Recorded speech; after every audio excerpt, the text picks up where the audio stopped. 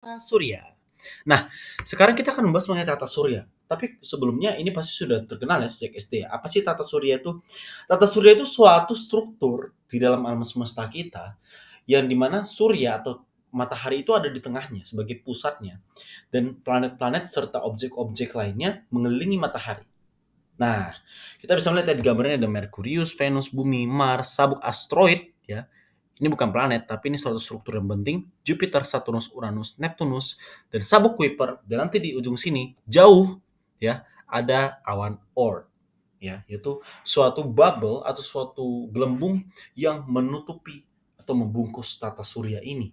Nah, dan gelembung itu sangat besar dibandingkan dengan tata surya itu sendiri. Nanti kan akan kita lihat bagaimana visualisasinya.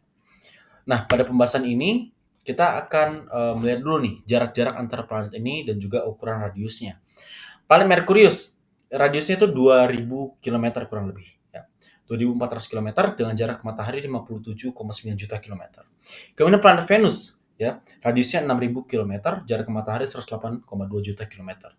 Planet Bumi radiusnya 6.371 kilometer, jarak ke matahari sekitar 149,6 juta kilometer. Planet Mars kira-kira radiusnya 3.390 kilometer dengan jarak ke matahari sekitar 227 juta kilometer. Kemudian planet Jupiter radiusnya 69.911 kilometer dan itu ingat itu sekitar 10 kalinya bumi gitu ya. Dan jarak ke matahari itu 778,3 juta kilometer. Saturnus radiusnya 58.000 kilometer dengan jarak ke matahari sekitar 1,4 miliar kilometer. Planet Uranus radiusnya 25.000 kilometer dengan jarak ke matahari kira-kira 2,8 juta kilometer atau bisa dibulatkan 2,9 juta kilometer. Planet Neptunus radiusnya 24.000 kilometer lebih dan jarak ke mataharinya adalah sekitar 4,5 miliar kilometer. Jadi bayangkan, jaraknya sangat jauh. Jadi semua penggambaran tentang tata surya itu tidak sesuai skala. Karena memang itu hanya ditujukan untuk menunjukkan objek. Ya. Karena planet tidak sedekat itu. Jarak antara bumi ke bulan saja sudah berapa kali dari radius bumi. Jadi bayangkan kalau kita punya satu globe besar yang ukurannya sekitar 60 kali 60 cm, jarak antara bumi ke bulan saja sudah membutuhkan jarak berapa meter, berapa puluh meter. Ya, jadi bayangkan, ya, berapa puluh meter, bukan berapa puluh sentimeter, bukan berapa meter, berapa puluh meter untuk mencapai jarak antara bumi ke bulan. Dan itu sangat jauh. Itulah kenapa luasnya luar angkasa itu harus menjadi suatu pertimbangan bagi kita untuk belajar bahwa kita tidak sendirian dalam belajar, dalam mengerti tentang alam semesta. Nah, kemudian kita akan lanjut dulu. Sebelumnya kita harus tahu dulu nih, berkenalan dulu dengan apa itu SA atau Satuan Astronomi atau juga Astronomical Unit atau ya. Nah, itu adalah satuan terkecil dalam mengukur jarak antar objek luar angkasa. Satu SA itu sekitar 150 juta kilometer. Ada satuan lain nggak kira-kira untuk mengukur berapa luasnya atau berapa jaraknya antara satu objek dengan objek lainnya? Ada, tenang saja. Yang paling terkenal adalah tahun cahaya. Itu 9 triliun kilometer. Jadi cahaya itu kecepatannya sekitar 300.000 kilometer per detik. Ya. Dan karena hal tersebut, satu tahun cahaya berarti jarak yang ditempuh cahaya dalam waktu 1 tahun. Itu 9 triliun kilometer. Untuk suatu perspektif, dari matahari ke bumi, cahaya matahari yang kita lihat sekarang itu adalah 8 menit ya, butuh waktu 8 menit. Jadi cahaya yang kita lihat itu adalah cahaya matahari 8 menit yang lalu dalam real time. Ya. Kemudian ada juga parsec yang kalau dalam Indonesianya pakai K bukan pakai C, bukan pakai C. Itu sekitar 31 triliun kilometer atau sekitar 3,26 tahun cahaya. Jadi faktanya ada satuan yang seperti ini ya. Berarti itu sudah membuktikan bahwa alam semesta itu sangat luas dan itu baru observable universe, belum yang unobservable. Jadi yang observable saja sudah sangat luas, apalagi yang unobservable. Kita tidak tahu apa di luar sana. Dan itulah kenapa kita harus terus belajar dan tidak hanya terkungkung dalam cangkang yang kita sebut sebagai bumi.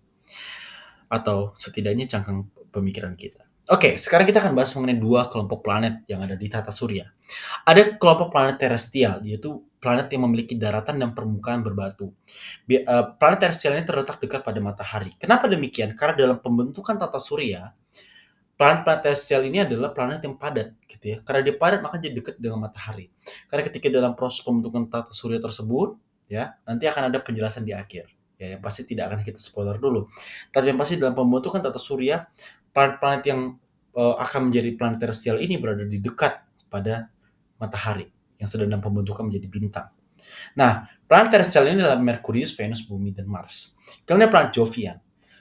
Bukan nama orang, tapi Jovian itu adalah kelompok planet yang bergas. Jadi Jovian itu, ya kita tahu ada artis namanya Bon Jovi ya, tapi bukan itu maksudnya. Jovian itu adalah planet yang mayoritas berupa gas dan biasanya intinya cairan.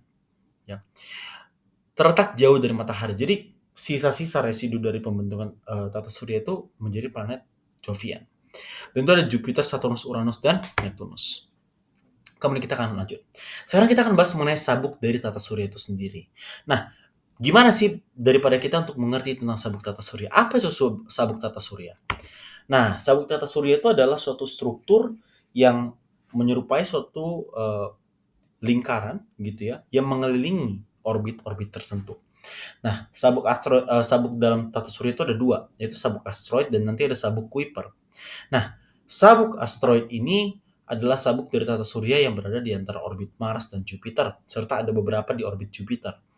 Nah, sabuk ini terdiri atas jutaan asteroid dan bisa sampai berkilometer-kilometer.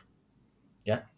Nah, sementara itu yang struktur di antara Mars dan Jupiter itu disebut sebagai sabuk asteroid utama, sementara ada juga sabuk asteroid Trojan yang ada di sekitar lintasan dari orbit Jupiter itu sendiri.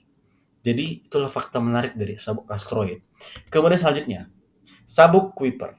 Ini adalah struktur dalam tata surya yang terletak bukan di orbit Venus ya, tapi di orbit Neptunus. Ya. Jadi orbit Neptunus itu jaraknya jauh sekali dan di sekitar 30 SA sampai 50 SA. Dan bagian ini terdiri atas objek-objek seperti komet. Jadi komet yang kita lihat yang kira-kira muncul 200 tahun sekali itu ada di dalam sabuk Kuiper ini sendiri. Dan ratusan ribu objek berbatuan lainnya. Nah, objek-objeknya itu apa saja? Salah satu Pluto, itu planet kecil dan satelitnya Charon. Faktanya teman-teman, Pluto dan satelitnya Charon ini punya hubungan yang sangat menarik. Karena ukurannya sama-sama agak-agak mirip, ya.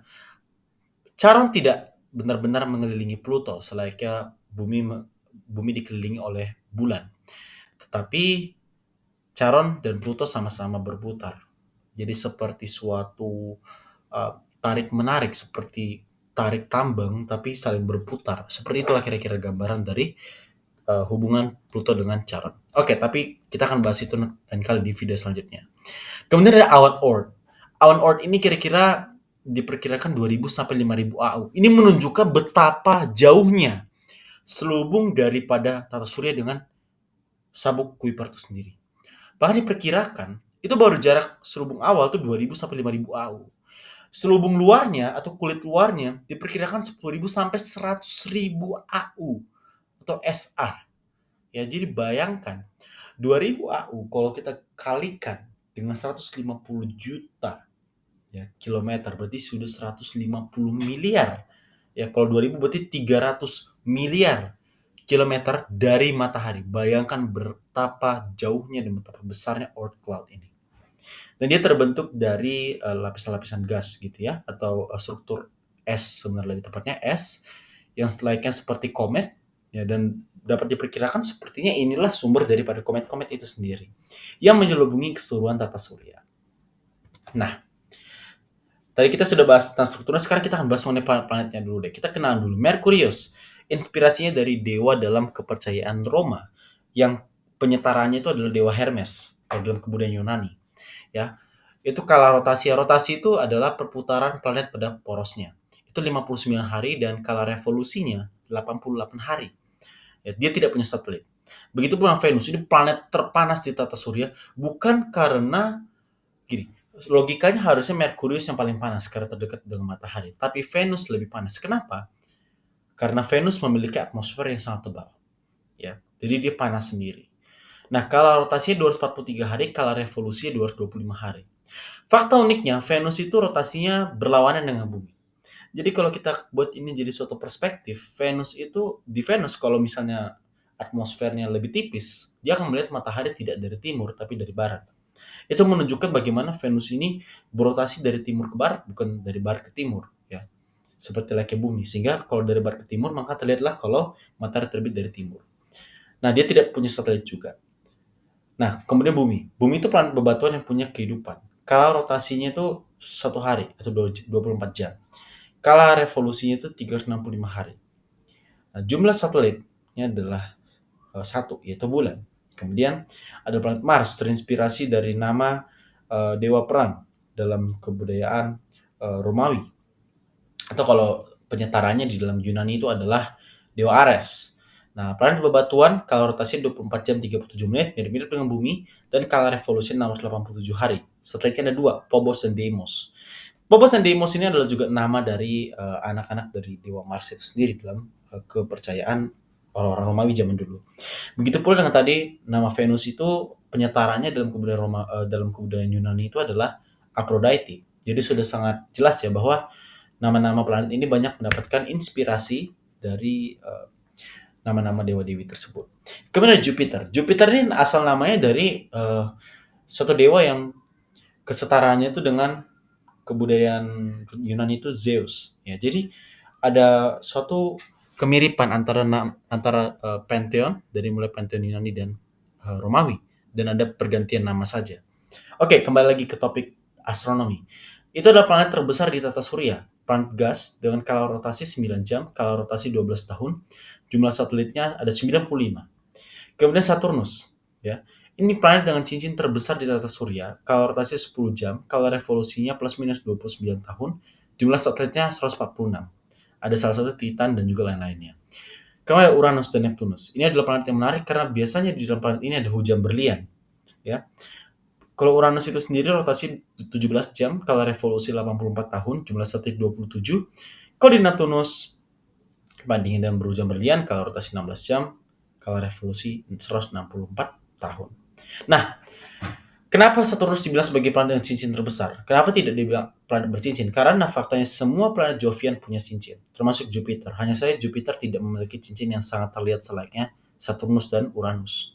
Begitupun Neptunus punya juga. Nah, sekarang kita akan bahas mengenai pembentukan tata surya. Ya, tata surya dipercaya terbentuk mulai 4,6 miliar tahun yang lalu dari suatu nebula, sama seperti bintang-bintang lainnya di dalam alam semesta ini. Kemudian nebula itu membentuk suatu bola panas yang kelak menjadi matahari, lalu ada disusul dengan cakram protoplanet lainnya. Jadi planet lainnya itu masih cakram bentuknya, kemudian menjadi bola. Karena adanya suatu ada pengaruh gaya gravitasi yang membuat adanya pembentukan objek-objek celestial tersebut, ya.